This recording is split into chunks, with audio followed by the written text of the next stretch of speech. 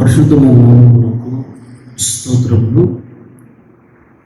ఈ ప్రార్థనకు కూడి వచ్చిన మీ అందరికీ ప్రభు పేరిట నా హృదయపూర్వకమైన వందనాలు చెల్లిస్తున్నా. ప్రజలు హల్లెలూయా చెప్పని గట్టిగా హల్లెలూయా. పరిశుద్ధ గ్రంథమైన బైబిల్ నుండి కొద్ది మాటలు మనము ధ్యానించుకొని ఇక్కడ నుండి ఆశీర్వాదకరంగా అడగాము. చదవండి. మత్తయి సువార్త 4వ అధ్యాయము 4వ వచనము. మత్తయి సువార్త 4వ అధ్యాయము 4వ వచనం. మనుషుడు రొట్టె వలన మాత్రము కాదు కానీ దేవుని నోటి నుండి వచ్చు ప్రతి మాట వలన జీవించును అని రాయబడి ఉన్నది అని. దేవునికి స్తోత్రం చెప్పాలని గట్టిగా హల్లెలూయా. ఈ వాక్య భాగాన్ని మనము గమనించినట్లయితే ఈ వాక్య భాగంలో యేసయ్య సాతానుతో మాట్లాడుతూ ఉన్నాడు. మనుషుడు రొట్టె వలన జీవించడు కానీ దేవుని నోటి నుండి వచ్చు ప్రతి మాట వలన జీవించు బ్రతుకు అంటున్నాడు. అసలు ఏంటి సందర్భము అని ఒకసారి మనం గమనించినట్లయితే, ఈ లోకానికి వచ్చినప్పుడు యేసయ్య బాప్తిస్మం తీసుకున్నాడు, పరిశుద్ధాత్మను పొందుకున్నాడు, ఉపవాసం ఉన్నాడు, గంటలు మోకాళ్ళ మీద ఉండి ప్రార్థన చేశాడు, రాత్రి పోవళ్ళు సువార్తను ప్రకటించడానికి ప్రయాసపడ్డాడు.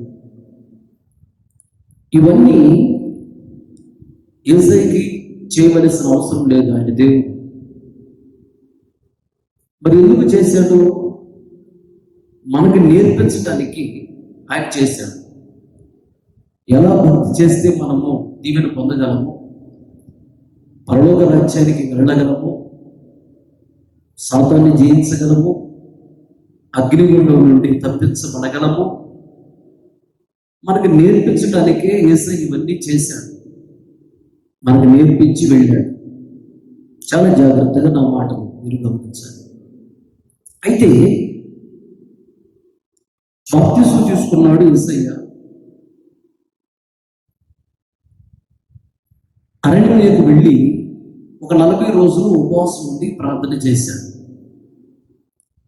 40 దినములు ఉపవాసం ఉండి ప్రార్థన చేసిన తర్వాత యేసయ్య బాగా ఆకలితో ఉన్నాడు. అప్పుడు సాతాను వచ్చి యేసయ్యను ఇలా శోధిస్తున్నాడు. శోధిస్తూ యేసయ్యను సాతాను అంటాడు, యేసు నీవు దైవ కుమారుడు అయితే ఈ రాళ్లను రొట్టెలుగా మార్చుకో అన్నాడు. సాతాను ఎప్పుడు కూడా కుయుక్తిగా మాట్లాడతాడు.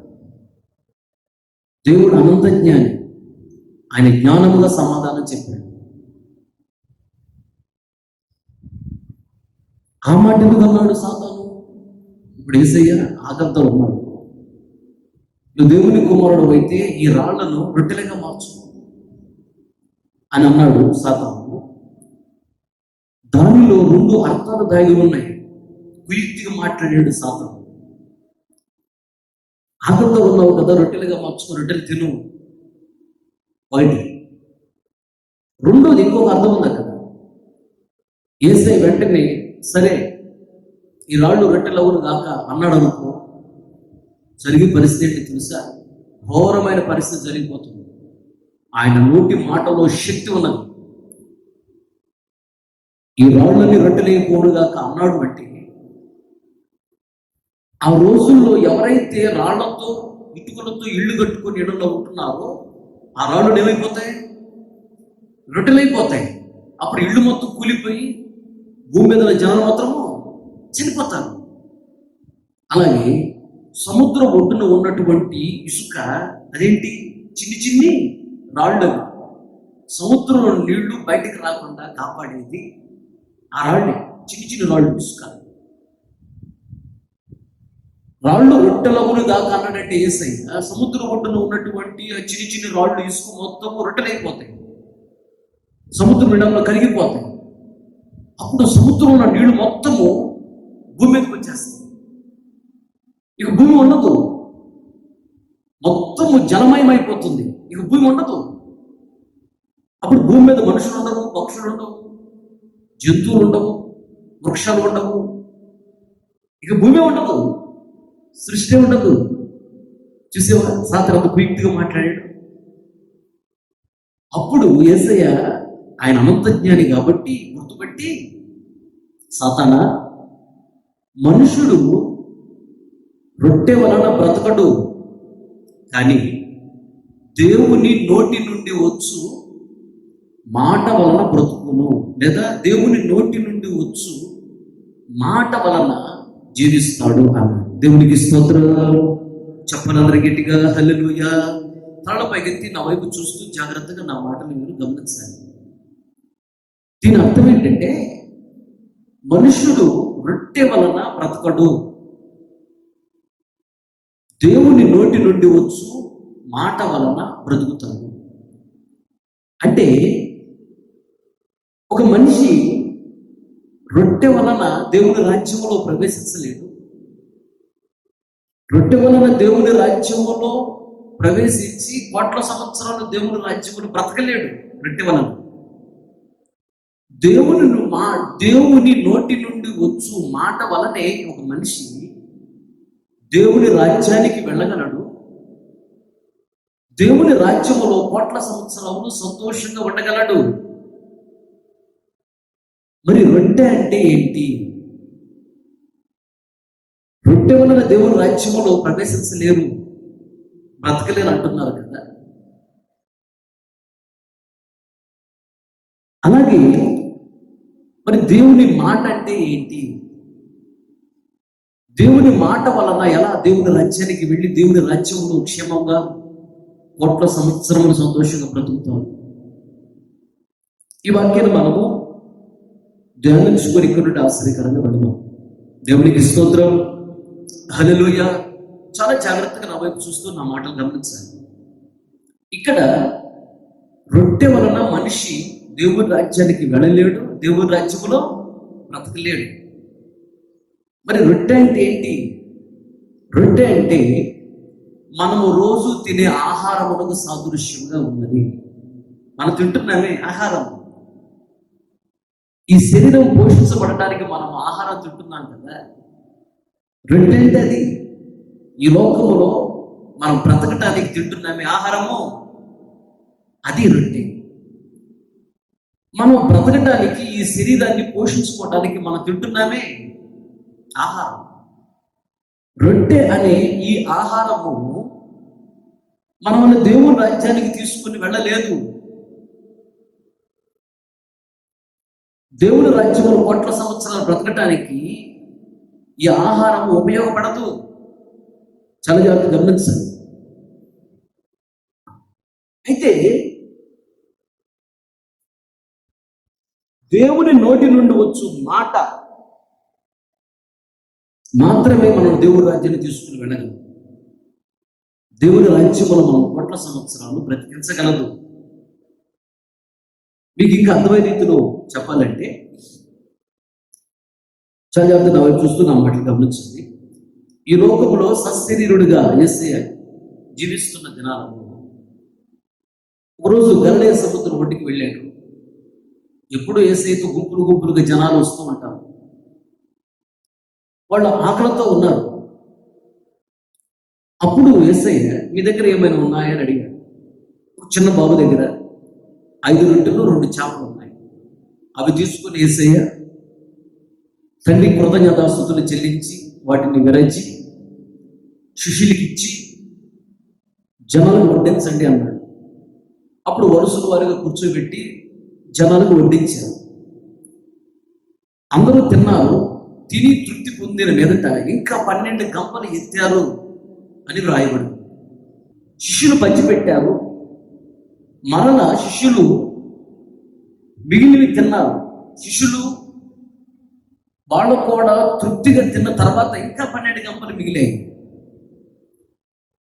ఆ ఆహారాన్ని తిన్నటువంటి వారిలో, శిష్యుల్లో ఇస్కరియోతు యోధా కూడా ఉన్నాడు. తిన్నాడు అతను, ఈ ఆహారం తిన్నాడు. కానీ ఈ ఆహారం తిన్నాడు కదా, కానీ ఇస్కరియోతు యోధా దేవుని రాజ్యానికి వెళ్ళలేదు. ఇది శరీరాన్ని పోషించుకోవటానికి ఉపయోగపడే ఆహారము, బ్రతకటానికి ఈ లోకంలో ఉపయోగపడే ఆహారము. రొట్టెలు ఇస్కరియోతు యోధా తిన్నాడు, శరీరం పోషించబడింది, ఈ లోకంలో బ్రతకడానికి కొరకు తిన్నాడు. కానీ ఆ రొట్టె అతని దేవుని రాజ్యాన్ని తీసుకుని వెళ్ళిందా? ఆహారం దేవుని రాజ్యానికి అతన్ని తీసుకుని వెళ్ళిందా? వెళ్ళలేదు. అతను అగ్నిగుణానికి వెళ్ళాడు, దేవుని రాజ్యానికి వెళ్ళలేదు. కనుక ఈ లోకంలో మనం తినే ఆహారము దేవుని రాజ్యాన్ని తీసుకుని వెళ్ళలేదు. అంటే రొట్టె వలన మనిషి దేవుని రాజ్యానికి వెళ్ళి అక్కడ బ్రతకలేడు, అది దాని అర్థం. అలాగే దేవుని నోటి నుండి వచ్చు మాట వల్ల బ్రతుకుతాడని రాయబడి ఉంది. అది ఎలాగో చెప్తాను. అది ఎలాగంటే, లాజరు చనిపోయి 4 రోజులైంది, సమాధిలో ఉన్నాడు. యేసయ్య సమాధి దగ్గరికి వెళ్ళాడు. వాడు చెప్తున్నా, అయ్యా చనిపోయి 4 రోజులు అవుతుంది, శరీరం వాసన కొడుతుంది, వదిలేయాడు. ఆ రాయి పక్కకు దొల్లించండి అన్నాడు. దొల్లించాడు. లాజరు లేచరా అన్నాడు.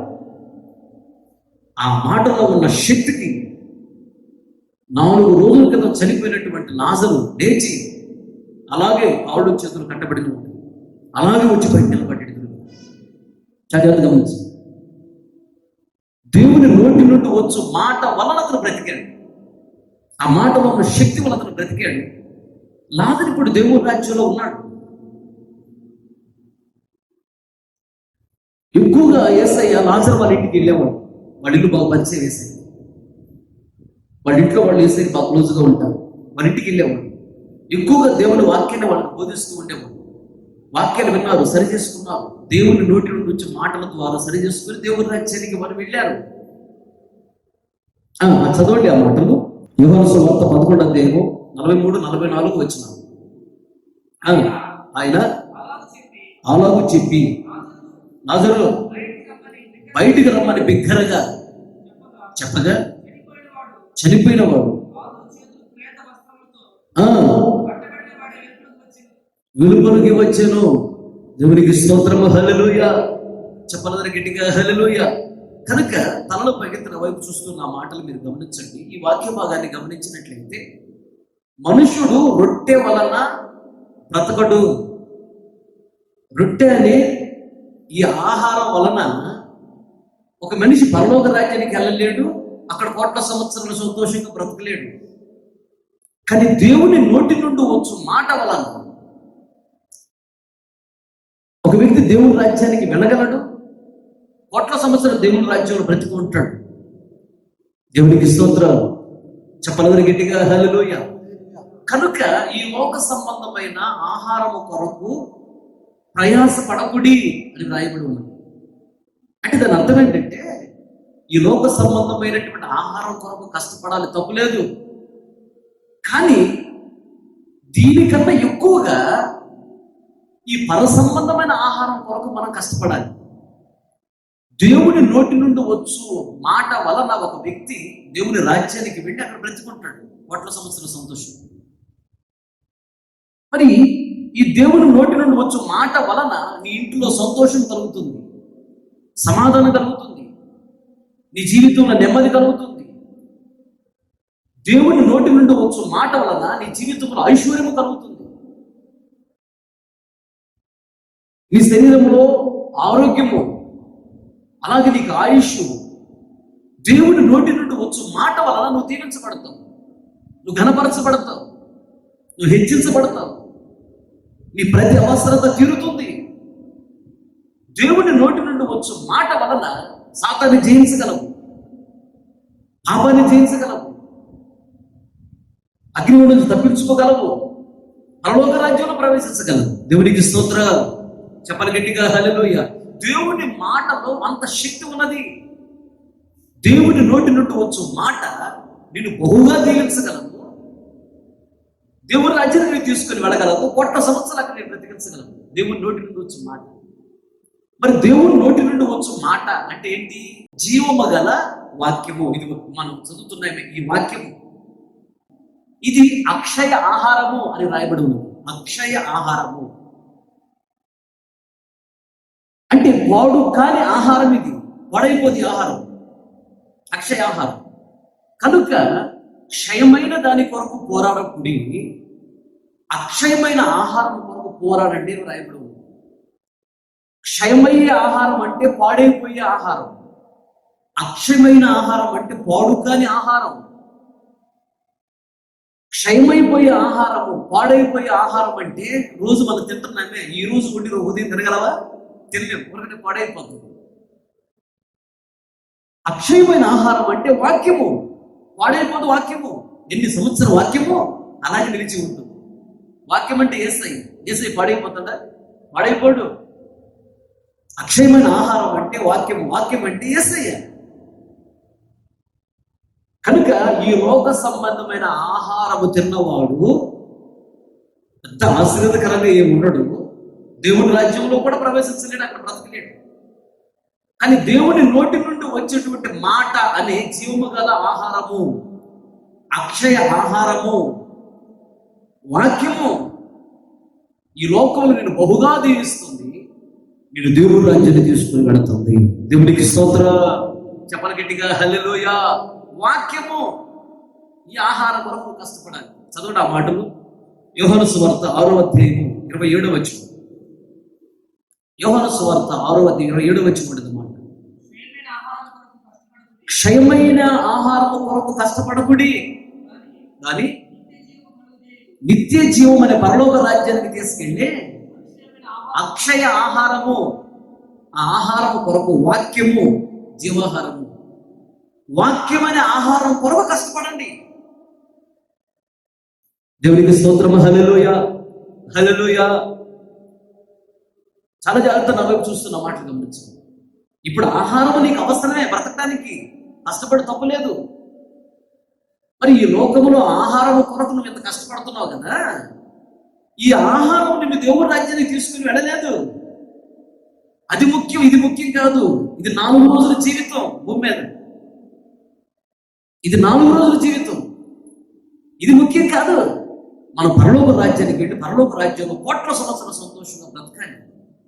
అది శాశ్వతమైనది.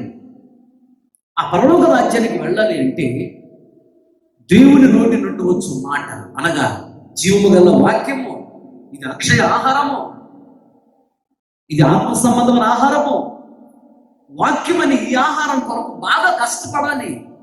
వాక్యాన్ని బాగా చదవాలి, వాక్యాన్ని బాగా ధ్యానించాలి, వాక్యాన్ని గుండెల్లో దాచుకోవాలి. వాక్యానుసారమైన జీవితం నాకు ఇవ్వు ప్రభువు అని అడగాలి. ప్రతిరోజు వాక్యానుసారంగా బ్రతుకుతున్నానా లేదా చూసుకోవాలి. వాక్యానుసారంగా బ్రతుకుతూ ఉండాలి. అప్పుడే ఈ లోకంలో బహుగా దీవించబడతావు. ఈ లోకాన్ని విడిచిపెట్టినా పరలోక రాజ్యానికి వెళ్ళి కోట్ల సంవత్సరాల పరలోక రాజ్యంలో బ్రతకగలవు. ప్రైజ్ ది లార్డ్, హల్లెలూయా. చెప్పాలి గట్టిగా హల్లెలూయా. కనుక ఆ మాటలు చదవండి. కీర్తన గ్రంథము 119వ కీర్తన 9వ వచనం. 119వ కీర్తన 9వ వచనం.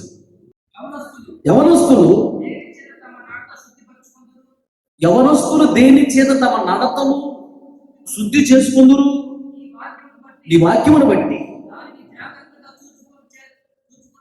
దానిని జాగ్రత్తగా చూచుకునే చేతనే కదా అంటాడు. వాక్యం అనేటువంటి ఆత్మ సంబంధమైన ఆహారం కొరకు నువ్వు కష్టపడమంటున్నాడు. ఈ ఆహారము నిన్ను పాపంలో పడకుండా కాపాడుతుంది. 11వ వచనం చదువుకోండి. 119వ కీర్తన 11వ వచనం. నీ ఎదుట నేను పాపము చేయకుండానట్లు నా హృదయములో నీ వాక్యమును ఉంచుకొని ఉన్నాను చాలు.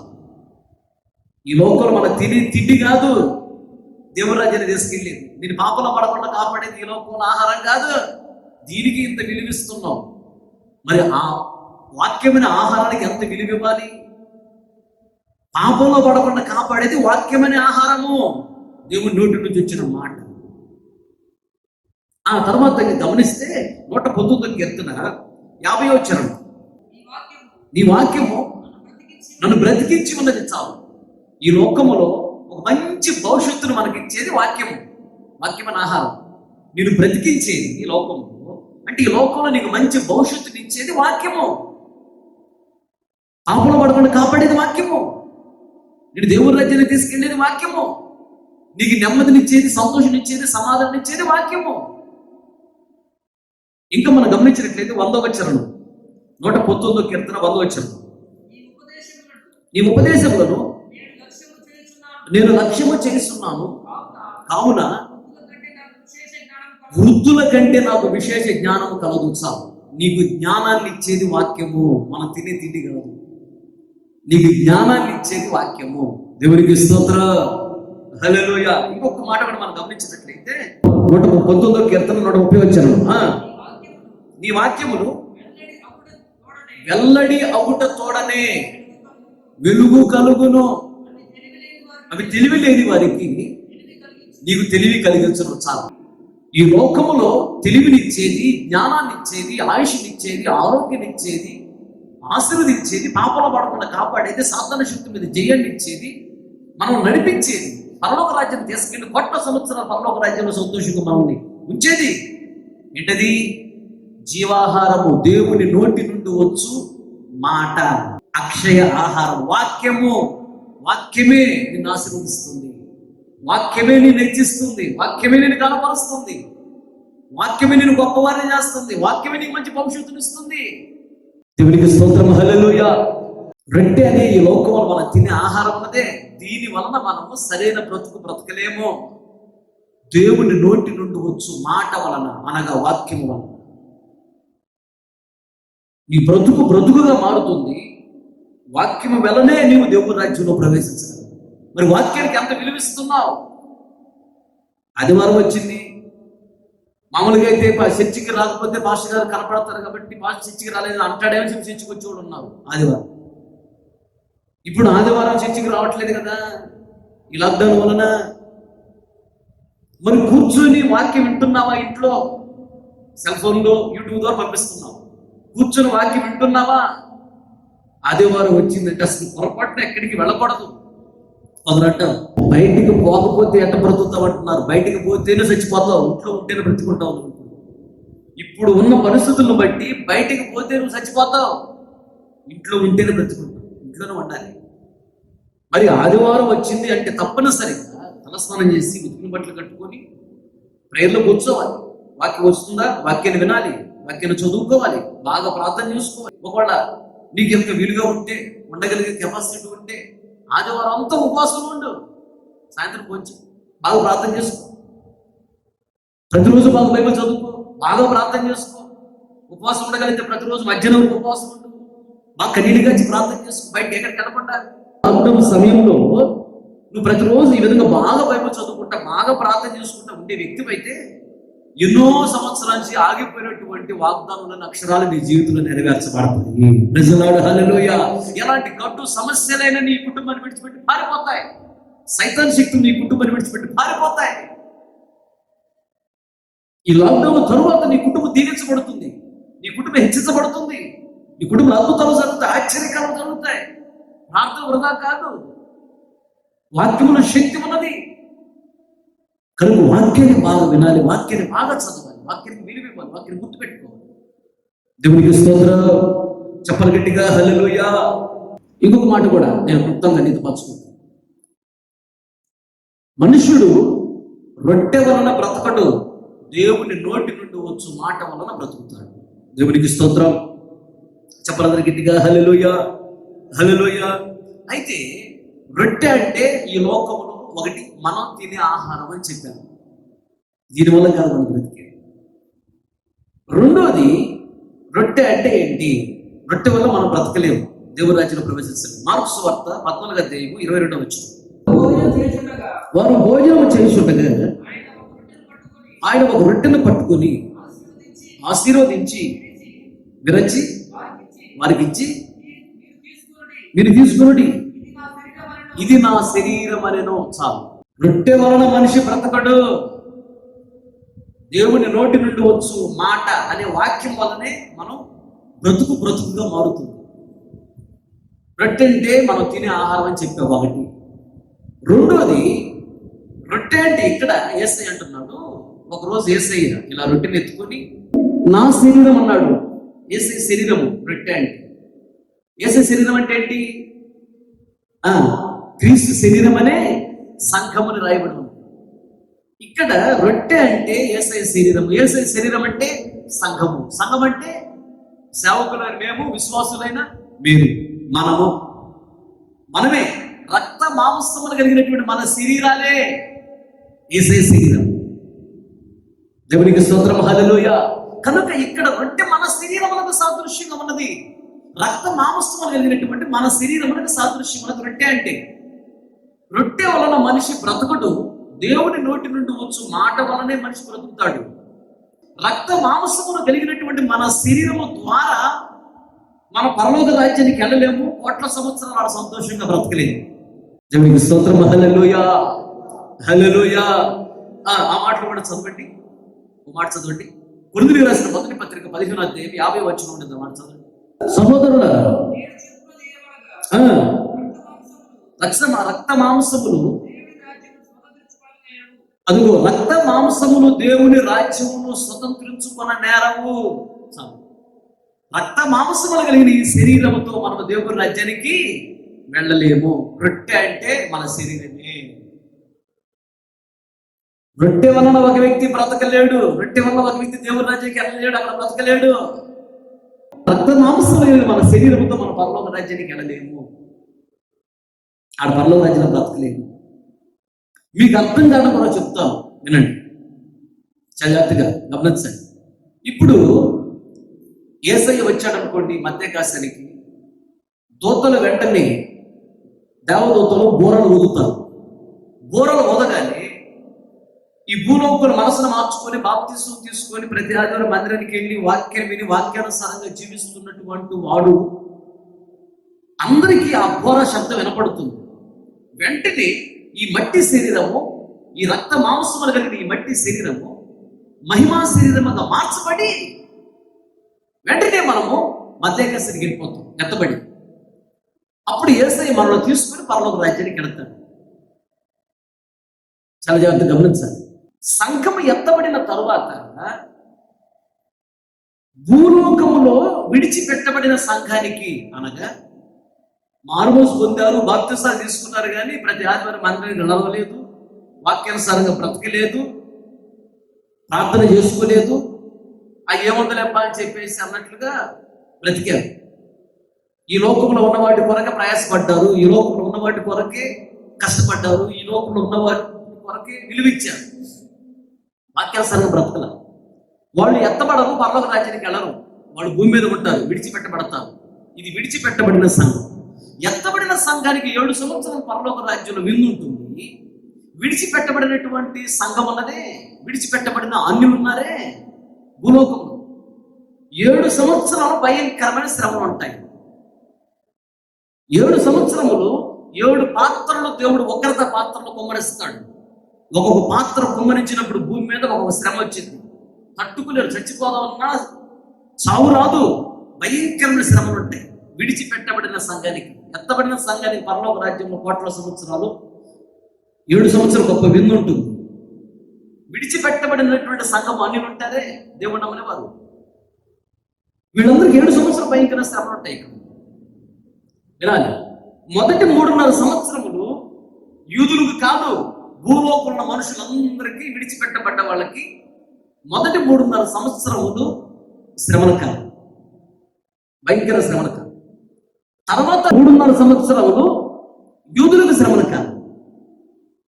జాగ్రత్తగా ఈ మొదట 3.5 సంవత్సరాల్లో ఈ అన్యులందరికీ, విడిచిపెట్టబడిన సంఘానికి, అన్యులందరికీ జరిగేది ఏంటంటే ప్రపంచమంతా ఒక పరిపాలన కిందకు వస్తుంది.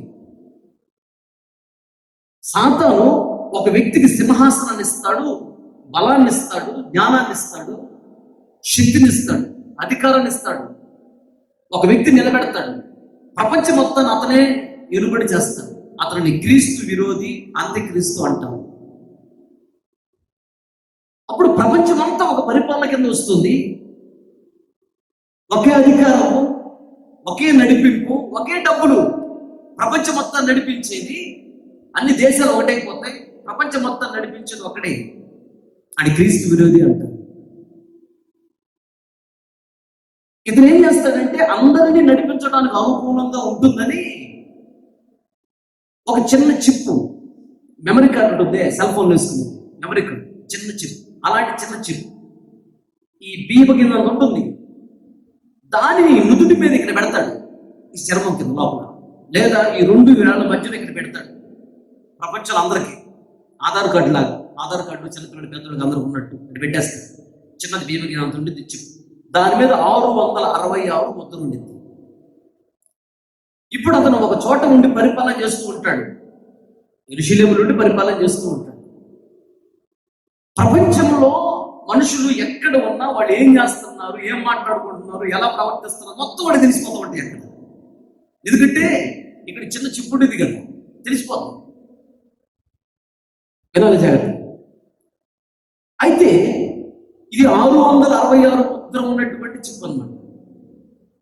దీనిని వేయించుకున్న వాడికి పరలోక రాజ్యం లేదు. దీనిని ఎవరైతే వేయించుకోరో వాళ్ళు మరల పరలోక రాజ్యానికి వెళ్ళడానికి అవకాశం ఉంది. మనసు మార్చుకున్నారు, బాప్తిసం తీసుకున్నారు, సరిగా మందిరానికి నడవలేదు, ఎత్తబడి పరలోక రాజ్యానికి వెళ్ళలేదు, విడిచిపెట్టబడ్డ సంఘం. వీళ్ళకి ఇంకో ఛాన్స్ ఉంది. 666 ముద్ర ఉన్నటువంటి ఈ చిప్పుగా ధరించుకోకపోతే ఇంకొక ఛాన్స్ ఉంది పరలోక రాజ్యానికి వెళ్ళడానికి. నేను ఏమి ఇసుకోను అంటే కందిపప్పు ఎవరు, బియ్యం ఎవరు, బట్టలు ఎవరు, ఏమి కొనటానికి ఏమి ఇవ్వరు. చిత్రహింసలు పెడతారు, ఏంచుకుంటాం లేదా. నేను ఏంచుకోను అంటే చంపేస్తాను. ఇలా 3.5 సంవత్సరం అంతా ఇదే జరుగుతూ ఉండిద్ది ప్రపంచం అంతా. ఆ చచ్చిపోయినా పర్వాలేదు, నేను పరలోక రాజ్యానికి వెళ్ళాలని 666 ముద్ర వేయించుకోకపోతే 3.5 సంవత్సర కాలము వాళ్ళని చంపేస్తారు. వీళ్ళని హతసాక్షులు అంటారు. ఈ 3.5 సంవత్సరములు ఇలా జరుగుతూ ఉండితే ఈ 3.5 సంవత్సరంలో ఈ అంత్యక్రీస్తు అనేవాడు క్రీస్తు విరోధి యూదుల దగ్గరికి వెళ్ళి ముస్లింస్ కి యూదుల మధ్యలో నేను మెషియానని చెప్పి వాడిద్దరి మధ్యలో సమాధానం కలుగు చేసి యెరూషలేములో మందిరం కట్టడానికి సహాయం చేస్తాడు. అప్పుడు మందిరం కడతారు. మొదట 3.5 సంవత్సరం ప్రపంచమంతా ఈ విధంగా 666 ముద్ర వేయించుకునే శ్రమలు జరుగుతూ ఉంటే ఒకవైపు, రెండో వైపు దేవుడు ఉగ్రత పాత్రలు కుమరిస్తూ ఉంటాడు. ఉగ్రత, దేవుని కోపం. ప్రపంచమంతా ఈ 3.5 సంవత్సరాలు, మొదటి 3.5 సంవత్సరాలు ఇది జరుగుతూ ఉంటే ఈ మొదటి 3.5 సంవత్సరములు క్రీస్తు విరోధి యెరూషలేములో మందిరం కట్టిస్తాడు యూదుల ద్వారా. ఇక 3.5 సంవత్సరాలు ముగించబోతూ ఉన్నది అనగా మొదటి 3.5 సంవత్సరాలు చివరిలో మందిరం అంతా కంప్లీట్ అయిపోయిన తర్వాత వాడు మందిరంలోకి వెళ్ళి పందిని వధిస్తాడు. క్రీస్తు విరోధి పంది అంటే ముస్లిమ్స్ కానీ యూదులకు కానీ నిషిద్ధమని పందిని వధిస్తాడు. అనుదినము రోజు చెల్లించేటువంటి బలులు ఉన్నాయే, అర్పించే బలులు ఆపేస్తాడు, బలులు నైవేద్యాలు ఆపేస్తాడు. ఆపేసి నేనే దేవుడిని నన్ను ఆరాధించండి సింహాసనం చూసుకుని మందిరంలో కూర్చుంటాడు. నువ్వు మెషియా అనే ప్రవక్త అని చెప్పావు కదా, ఇప్పుడు దేవుడిని అంటున్నావేందని చెప్పి యూదులు ఎదురు తిరుగుతారు. అప్పుడు ఈ క్రీస్తు విరోధి ఏం చేస్తాడంటే యూదులు మొత్తం చంపేయండి అని చెబుతాడు. అప్పుడు యూదులు పారిపోతారు. 24వ అధ్యాయంలో మత్తయి సువార్త 16వ వచనం నుంచి 20వ వచనం వరకు తర్వాత చదువుకోండి. అక్కడ ఉన్న మాటలు ఏంటంటే, ఇలాంటి సందర్భములు ఇంటి మీద ఉన్నవాడు కిందకి దిగకూడదు, పొలంలో ఉన్నవాడు పక్క తీసుకుని పోవడానికి ఇంటికి రాకూడదు, పాలిచ్చేటువంటి స్త్రీకి, బాలింతరాలకి శ్రమ, పాలు త్రాగుతున్న చిన్నపిల్లలకి శ్రమే, గర్భముతో ఉన్నటువంటి స్త్రీకి శ్రమ. ఇవి మహాశ్రమలు. భూమి పుట్టిన దగ్గర నుంచి ఇలాంటి శ్రమలు ఎప్పుడు రాలేదు, ఇక ముందు ఇప్పుడు కలగవు ఈ మహాశ్రమలు. అది చలికాలము కాకూడదని, అది విశ్రాంతి దినము కాకూడదని మీరు ప్రార్థన చేసుకోండి అంటాడు అక్కడ. మత్తయి సువార్త 24వ అధ్యాయం 16 నుండి 20 వచ్చిన వరకు ఆ మాట. అది మహాశ్రమల కాలం యూదులకి. ఈ మొదటి 3.5 సంవత్సరముల శ్రమల కాలము ముగింపులో వాళ్ళకి ఆ పని జరిగింది. ఎప్పుడైతే వాళ్ళు పారిపోతూ ఉంటారో క్రీస్తు విరోధి వాళ్ళని సంపిస్తూ ఉంటాడు, చాలా చిత్రహింసలు పెడుతూ ఉంటాడు, పారిపోతూ ఉంటారు యూదులు. మధ్యాకాశానికి యేసయ్య వస్తాడు.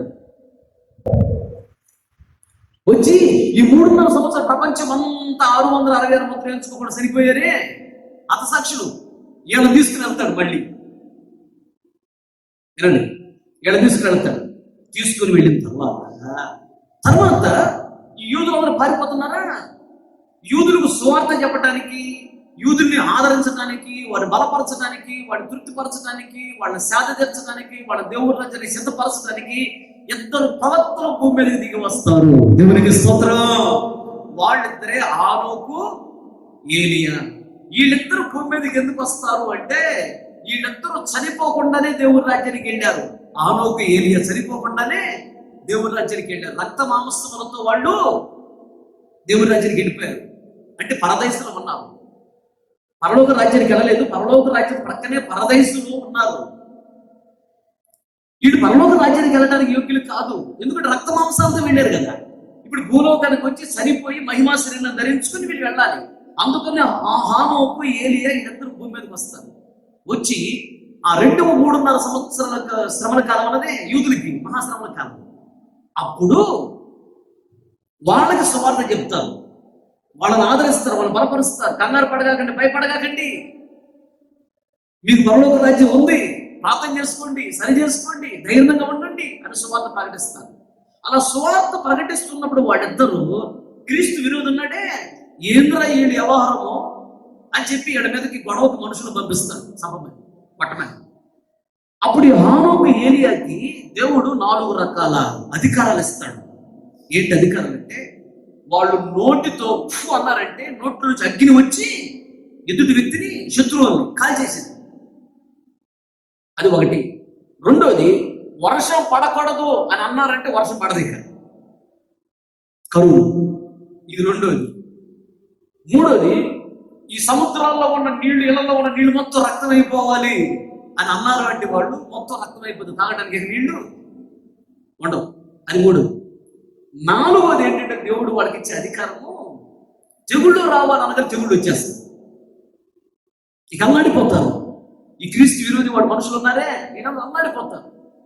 ఈ 4 రకాల అధికారాలతో వాళ్ళు 3.5 సంవత్సరాల సువార్త ప్రకటిస్తారు. యూదులకి ధైర్యపరుస్తారు, కంగారు పడగాకండి, భయపడగాకండి, ధైర్యంగా ఉండండి, మీ పరలోక రాజ్యం ఉంది, ఏం బెదిరిపడకండి అని ధైర్యపరుస్తుంటారు.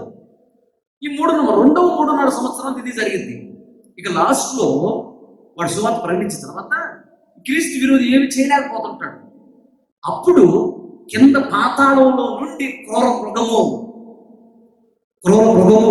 ఒకటి వస్తుంది, బలమైన సాతాను శక్తి, క్రూర మృగం వస్తుంది. వచ్చేసి వీళ్ళిద్దరితో పోరాడి హానోకు, ఏలియాని చంపేస్తుంది. వాళ్ళు చనిపోతారు. యెరూషలేములో వాళ్ళు చనిపోయిన తర్వాత 3.5 దినములు యెరూషలేములో రోడ్డు మీద వాడు శవాలు పడి ఉంటాయి. ఎవరు కూడా వాళ్ళు ముట్టుకోరు, భయపడి. మామూలు బతుకుతారే మళ్ళీ వాడు జోలికి ఎవరు ఎవరు వాళ్ళు ముట్టుకోరు.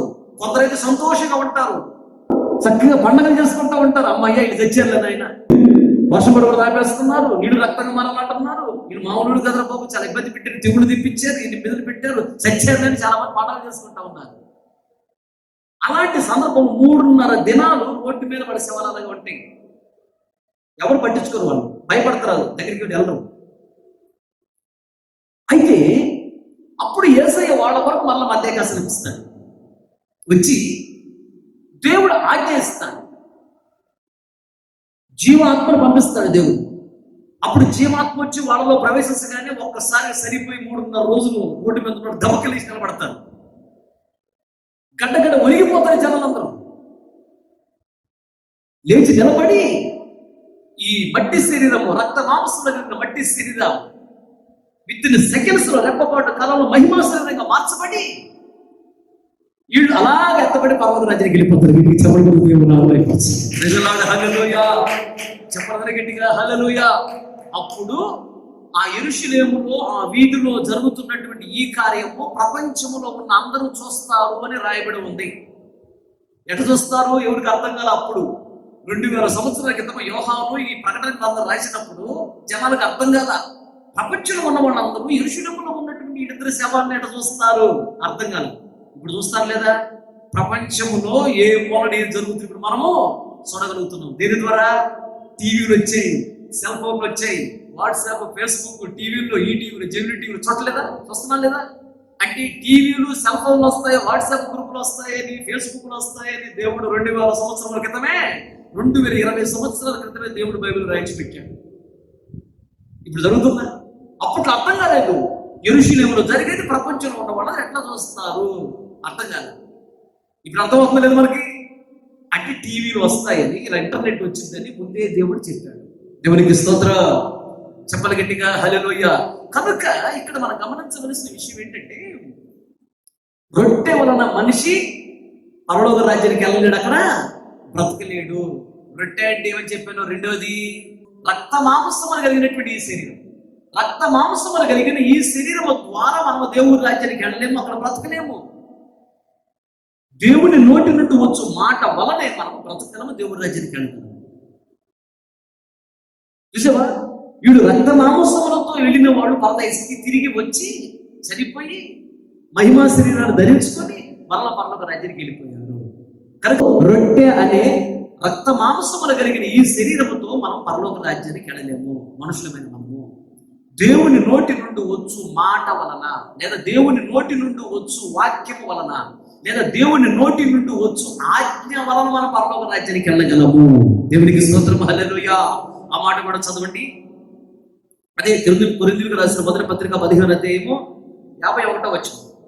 మీకు ఒక మర్మము తెలుపుచున్నాము, మనమందరం నిద్రించము గాని నిమిషములో ఒక రెప్పపాటున కడబూర మ్రోగగానే మనమందరం మార్పు పొందుదుము. బూర మ్రోగును, అప్పుడు మృతులు చనిపోయిన వారు అక్షయులుగా లేపబడుదురు, మనము మార్పు పొందుదుము. క్షయమైన ఈ శరీరము అక్షయతను ధరించుకొనవలసి ఉన్నది. చాలు, దేవునికి స్తోత్రం హల్లెలూయా. అది దాని అర్థం ఏంటంటే, రక్త మాంసములు కలిగినటువంటి ఈ శరీరముతో మన దేవుడి రాజ్యానికి వెళ్ళలేము. మానవుకి ఏలియనే వెళ్ళలేదు.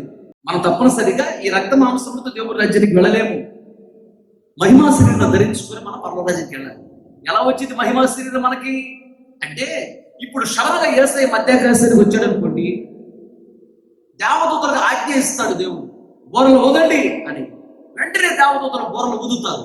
దేవుని నోటి నుండి ఆజ్ఞ రాగానే దేవదూతలు బోరలు ఊదుతారు.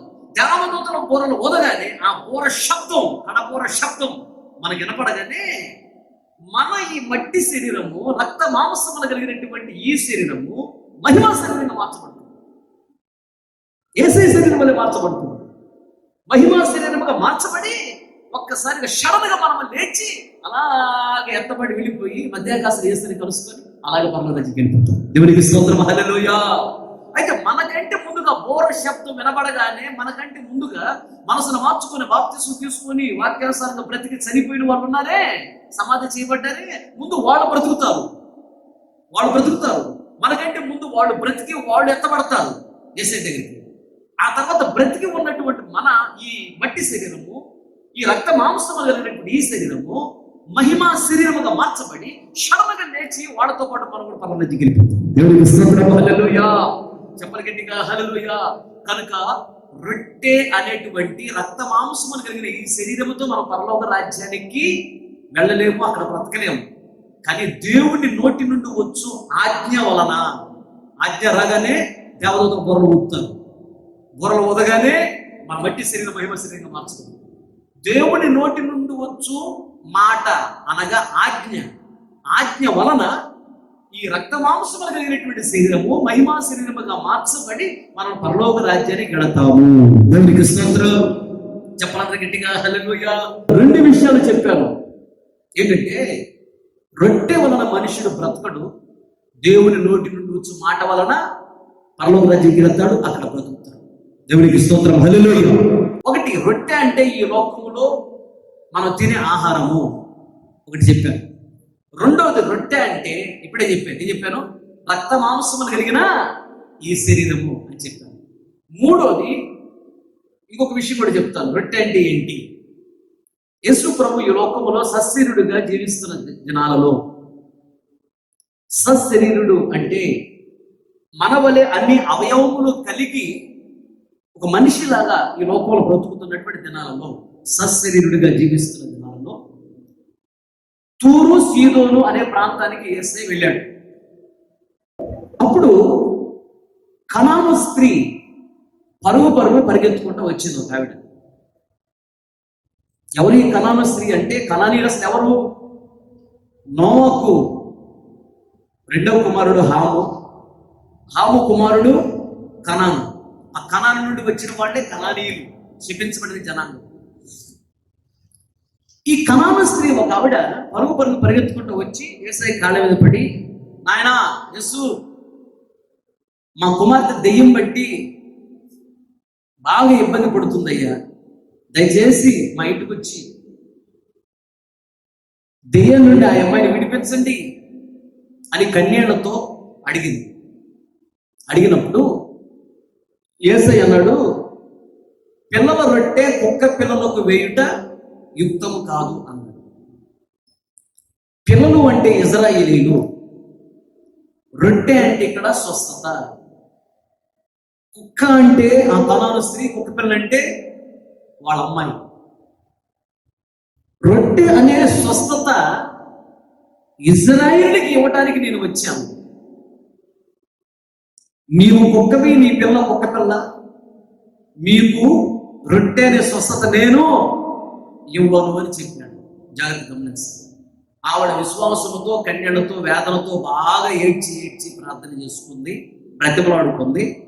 అప్పుడు అమ్మా నీ విశ్వాసం గొప్పదని చెప్పి ఆవిడకి స్వస్థతనిచ్చాడు. నువ్వు కోరినట్టు నీకు గౌరుగా అన్నాడు. అలాగే జరిగింది. ఆ మాట చదవండి.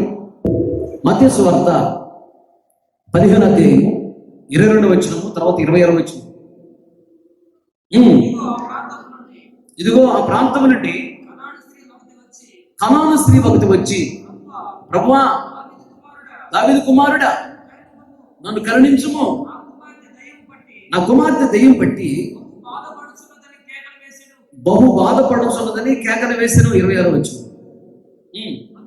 అందుకైనా పిల్లల రొట్టె తీసుకొని కుక్క పిల్లలకు వేయుట యుక్తము కాదు అని చెప్పాడు. చాలు, తలపైకి నా వైపు చూస్తున్న మాట.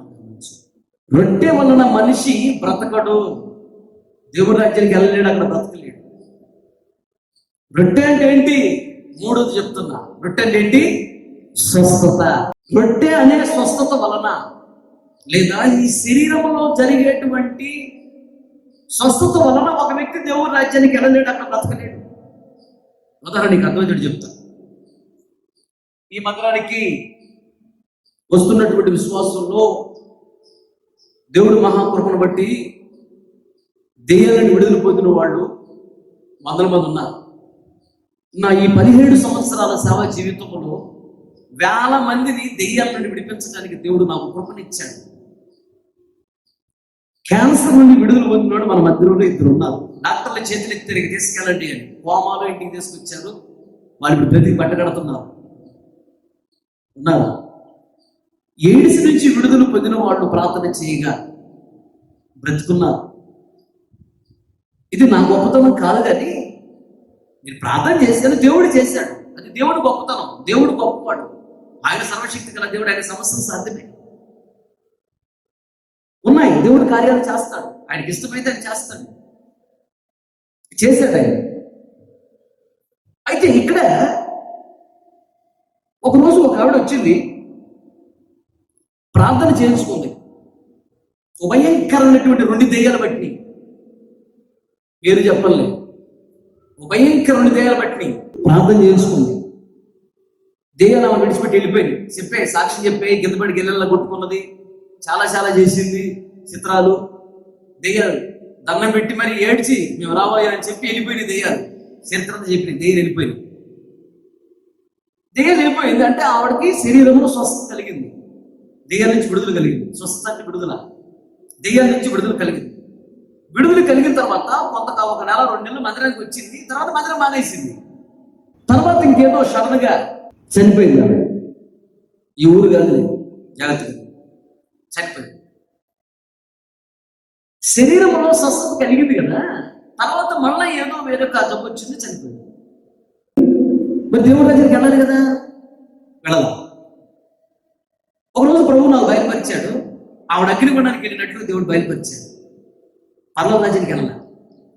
ఈ శరీరంలో స్వస్థత కలిగింది కదా, మరి పరలోక రాజ్యానికి ఎందుకు వెళ్ళలేదు? శరీరంలో స్వస్థత పొందినంత మాత్రం నువ్వు దేవుడి రాజ్యానికి వెళ్ళలేవు. క్యాన్సర్ అయినా, బీపీ అయినా, క్షయ అయినా, షుగర్ అయినా, ఎయిడ్స్ అయినా, వాటి నుంచి దెయ్యాల నుంచి విడుదల పొందావు అంటే శరీరంలో నీకు స్వస్థత కలిగిందని అర్థం. ఇలా శరీరంలో స్వస్థత కలిగినంత మాత్రం నీకు దేవుడి రాజ్యానికి వెళ్ళలేరు. రొట్టె అనే ఈ స్వస్థత వలన, శరీర సంబంధమైన స్వస్థత వలన ఒక వ్యక్తి దేవుడి రాజ్యానికి వెళ్ళలేరు, అక్కడ బ్రతకలేరు. ఆత్మ సంబంధమైన స్వస్థత, నీ ఆత్మకు స్వస్థత కలగాలి. దేవునికి స్తోత్రం. నీ ఆత్మకు విడుదల కలగాలి, నీ ఆత్మ బాగుపడాలి. ఎప్పుడైతే నీ ఆత్మ స్వస్థత కలుగుతుందో అప్పుడు మాత్రమే నువ్వు దేవుడి రాజ్యంలో ప్రవేశించగలవు. దేవునికి స్తోత్రం. హల్లెలూయా. మరి ఆత్మకు స్వస్థత ఎలా కలుగుతుంది? క్లుప్తంగా చెప్పి నేను ముగిస్తాను. చదవండి ఆ మాట. ఆత్మకు స్వస్థత ఎలా వస్తుంది? చదవండి ఆ మాటలు. పేతురు రాసిన మొదటి పత్రిక 2:11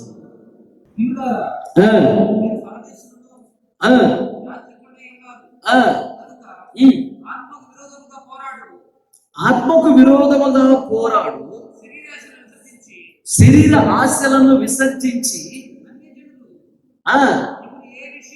దేవునికి స్తోత్రం. హల్లెలూయా. చెప్పనదరి గట్టిగా హల్లెలూయా. ఆత్మకి స్వస్థత కలగాలి, అప్పుడే మనం పరలోక రాజ్యానికి వెళ్ళగలము. ఆత్మకి స్వస్థత అంటే ఏంటి? శరీరాశ నుండి విడుదల పొందటమే ఆత్మకి స్వస్థత. శరీర ఆశల నుండి విడుదల పొందాలి, లేదా ఈ శరీర కార్యాల నుండి విడుదల పొందాలి, అప్పుడు ఆత్మకు స్వస్థత కలుగుతుంది. మరి శరీర కార్యాలు ఏంటి? గలతీ రాసిన పత్రిక 5:19 శరీర కార్యములు స్పష్టమైనవి రాయబడి. శరీర కార్యములు స్పష్టమైనవి అవేవనగా అదిగో జారత్వము, అపవిత్రత, కాముకత్వము, విగ్రహారాధన, అభిచారము, ద్వేషములు, కలహములు, మత్సరములు,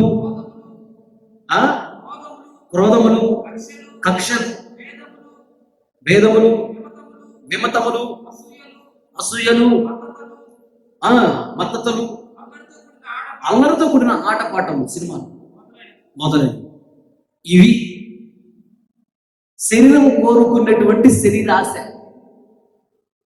శరీరము కోరుకునేవి ఇవి, శరీరం ఆశపడేది ఇవి, శరీరములో జరిగే కార్యాలు ఇవి.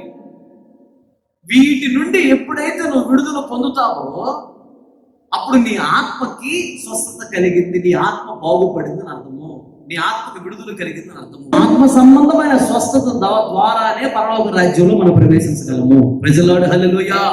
అందుకని దేవుణ్ణి నువ్వు అడగాలి. శరీర సంబంధమైన స్వస్థత అడుగు, ఇస్తాడు, తప్పులేదు. కానీ శరీరానికి స్వస్థత కలిగినా కలగకపోయినా ఇబ్బంది లేదు, కానీ ఆత్మకు తప్పనిసరిగా స్వస్థత కలగాలి. ప్రభువా, శరీర సంబంధమైన ఆత్మ సంబంధమైన స్వస్థత నాకు అనుగ్రహించని ప్రభువుని అడగాలి. Praise the lord. హల్లెలూయా. శరీర సంబంధమైన స్వస్థత పొందిన స్వస్థత అనే ఈ రొట్టె వలన నువ్వు పరలోక రాజ్యానికి వెళ్ళలేవు. ఆత్మ సంబంధమైన స్వస్థత ద్వారానే నువ్వు దేవుని రాజ్యంలో ప్రవేశించగలవు. పాపం నుండి విడుదల పొందటమే ఆత్మకి స్వస్థత. రొట్టె వలన ఒక మనిషి బ్రతకడు, పరలోక రాజ్యానికి వెళ్ళలేడు, అక్కడ బ్రతకలేడు. దేవుని నోటి నుండి వచ్చు మాట వలన, అనగా దేవుని వాక్యం వలన, దేవుని ఆజ్ఞల వలన, దేవుని శాసనం వలన ఒక వ్యక్తి బ్రతకగలడు, దేవుని రాజ్యంలో ప్రవేశించగలడు, దేవుని రాజ్యంలో కోట్ల సంవత్సరాలు సంతోషముగా బ్రతకగలడు. దేవునికి స్తోత్రం. చెప్పాలని గట్టిగా హల్లెలూయా. అలాగే ఒక మాట చదివినట్లయితే యాకోబు పత్రిక 1:21-22 ఒక మాట చదువు ముగించుకున్నాం. అందుచేత సమస్త కల్మషమును, విర్రవీగుచున్న దుష్టత్వము అంటే గర్వం మాని నాటబడి మీ ఆత్మను రక్షించుటకు అదిగో శక్తి గల వాక్యమును సాత్వికముతో, బాగా వినయముతో, విధేయతో, తగ్గింపుతో వాక్యానుసారంగా బ్రతకండి. గర్వము, అహంకారము, కోపము, ఈర్ష్య, ద్వేషము, మత్సరము, కామవాంఛ, సినిమాలు, బూతులు, అబద్ధాలు, ఈ లోక సంబంధమైన ఈ కార్యాలన్నింటినీ విడిచి వాక్యానుసారంగా బ్రతకండి. దేవుని నోటి నుండి వచ్చి మాట వాక్యము, వాక్యానుసారంగా బ్రతకండి. అప్పుడే నీవు దేవుని రాజ్యమును ప్రవేశించగలవు, కోట్ల సంవత్సరాలు క్షేమంగా బ్రతకగలవు అంటున్నాడు. దేవునికి స్తోత్రం. చెప్పాలందరూ గట్టిగా హల్లెలూయా. మోకరించండి, ప్రార్థన చేసుకుందాం. మోకరించిన మీరు విన్న వాక్యాన్ని బట్టి ప్రార్థన చేసుకున్న సమయం. ప్రేమగల తండ్రి, జీవముగల యేసయ్య, సర్వశక్తి కనికరముగల దేవా, నీకు స్తోత్రం. నువ్వెంతైనా నమ్మదగిన దేవుడు కదా ప్రభువా. ఈ మధ్యాహ్న కాల సమయంలో ఆత్మస్వరూపిగా మా మధ్యకి మీరు దిగి వచ్చి మీ దాసుడుగా నన్ను మరుగుపరచి నాతో, సంఘముతో మీరు మాట్లాడిన ప్రతి మాటను బట్టి నీకు స్తోత్రం. వెతుబడి వాక్యం వృధా కాకూడదు. విన్న ప్రతి గుండెల వాక్యాన్ని స్థిరపరచండి అయ్యా. వాక్యానుసారమైన జీవితం అనుగ్రహించమని నేను అడుగుతున్నాను ప్రభువా. తండ్రి నీకు స్తోత్రము, స్తోత్రము, స్తోత్రము ప్రభువా. దేవా, మమ్మల్ని ఆదరిస్తూ, ఓదారుస్తూ, బలపరుస్తూ, తృప్తిపరుస్తూ, సేద తీరుస్తూ, హెచ్చరిస్తూ మీరు మాట్లాడిన మాటలను బట్టి నీకు స్తోత్రాలు చెల్లిస్తున్నాం. రొట్టె వలన మనుషుడు బ్రతకడు. రొట్టె వలన ఒక వ్యక్తి నీ రాజ్యంలో ప్రవేశించలేడు, అక్కడ కోట్ల సంవత్సరాలు బ్రతకలేడు. నీ నోటి నుండి వచ్చినటువంటి మాట అనే జీవ వాక్యము ద్వారా, అక్షయ ఆహారం అనే వాక్యము ద్వారా మేము బ్రతకగలమని బహుతేటగా మీరు మాతో మాట్లాడినందుకు నీకు స్తోత్రం అయ్యా.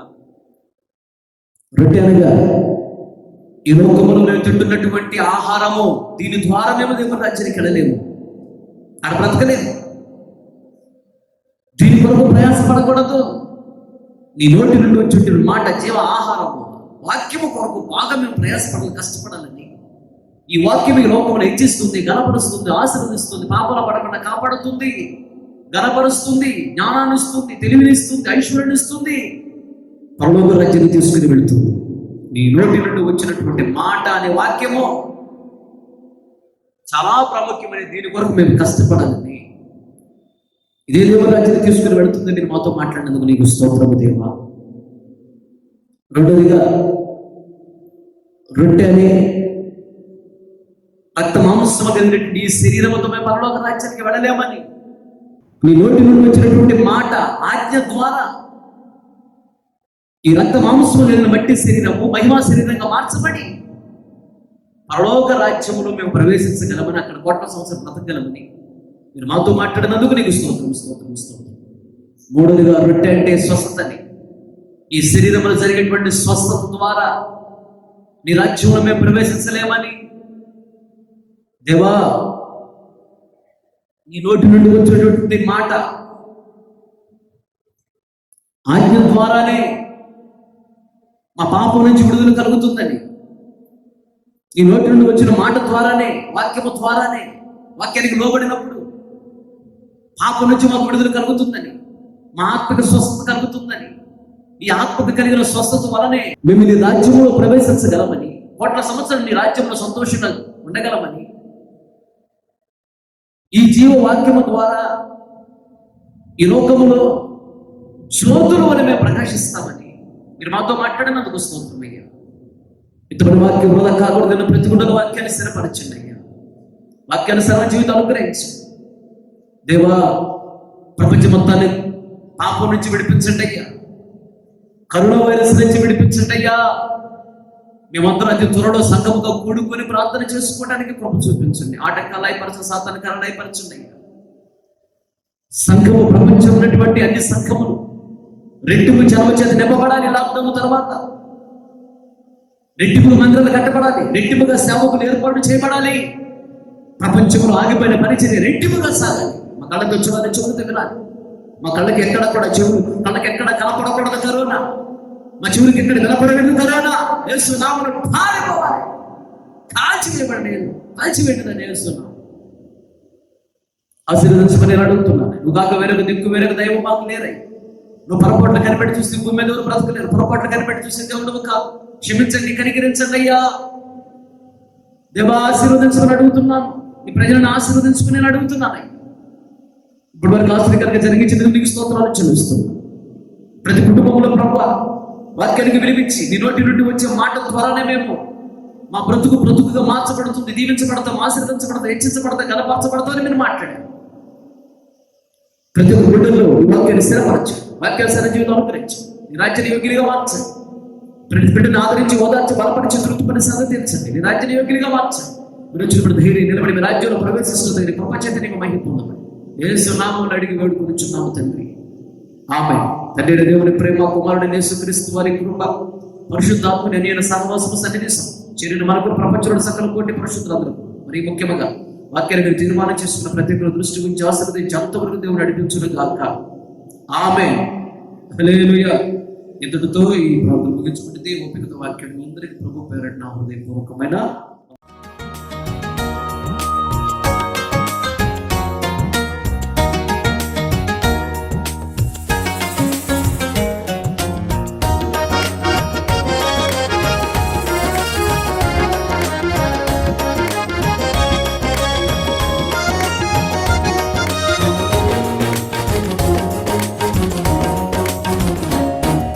పరలోకమే నా గమ్యము, ఎంతో రమ్యము ఆ పురము. పరలోకమే నా గమ్యము, ఎంతో రమ్యము ఆ పురము. సూర్య చంద్రులు లేనిది, దేవుని మహిమతో నిండినది. చూడముచ్చటైనది, వర్ణింప శక్యము కానిది. చూడముచ్చటైనది, వర్ణింప శక్యము కానిది. పరలోకమే నా గమ్యము, ఎంతో రమ్యము ఆ పురము.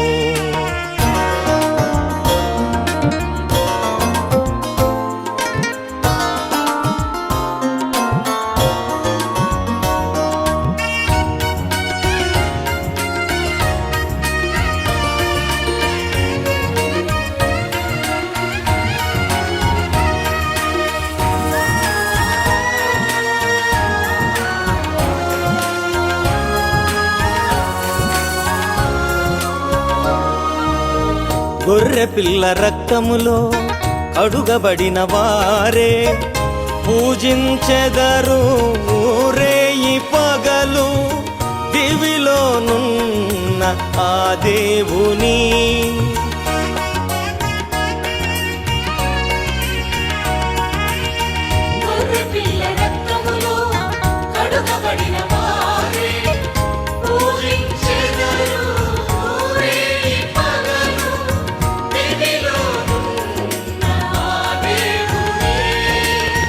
ప్రతి బాష్ప బిందువును